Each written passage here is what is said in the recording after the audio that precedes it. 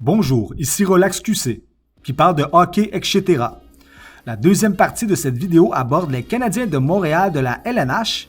Il faut d'abord s'intéresser à l'élection de nos voisins du Sud. Plus tard dans la vidéo, je compare l'élection au combat perpétuel entre Dieu et Satan. Restez à l'écoute. Donald John Trump a réalisé un exploit avec une double présidence espacée par 8 ans. En boxe, on les nomme double champion du monde, two-time world champion. On a assez des doigts d'une seule main pour compter les politiciens qui ont réalisé cet exploit. L'Amérique du Nord serait conservatrice avec une présidence américaine et canadienne menée par Donald Trump ainsi que Pierre Poilievre. Une population qui souhaite le retour aux traditions, aux valeurs familiales et patriotiques, à l'union atomique entre l'homme et la femme qui se complète. La victoire républicaine démontre aussi la fin de l'influence d'Hollywood. Les vedettes ne sont plus les gens cool d'aujourd'hui. Depuis 2020 surtout, ils sont pour beaucoup des outils politiques.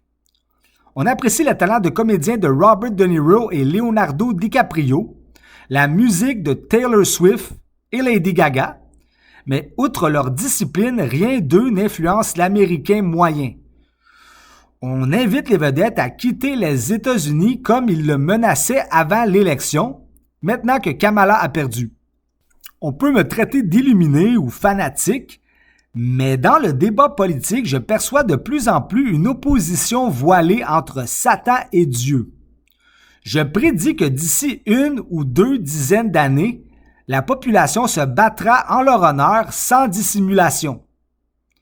D'un côté, Kamala Harris, démocrate de la gauche politique, mondialiste, la voix des minorités sexuelles et raciales, avec Satan.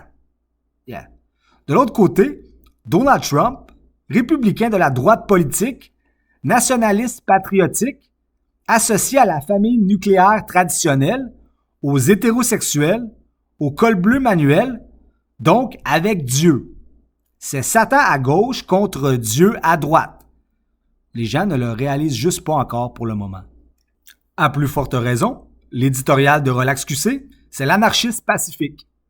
Ultimement, les gens se détachent du système sur le système. On a un monde avec de nombreux territoires inoccupés, naturellement riches en nourriture qui se renouvelle plus on l'exploite, plus on chasse et cultive individuellement, plus la flore se renouvelle.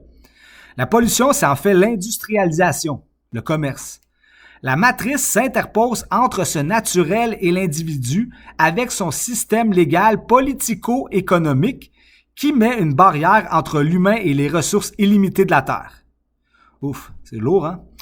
Est-ce que vous comprenez? La vie sur Terre est un énorme party dans lequel l'humain n'est pas invité. On est la seule espèce qui s'impose toutes ces contraintes. Bref, je retourne au hockey.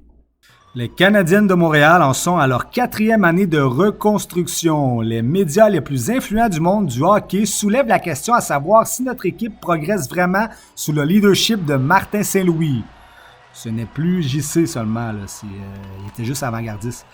Le coach affirme que l'équipe n'est plus au même stage qu'il y a 3 ans. En effet, le CH semble pire. Sans structure, on ne marque pas et on surtaxe les gardiens qui reçoivent un énorme nombre de tirs. Et on ne possède pas de Roberto Luongo. On ne compétitionne pas pour les séries comme prévu. On est terrible les mardis et on est mauvais le restant de la semaine. Le mardi est juste la pire des 6 autres journées, là.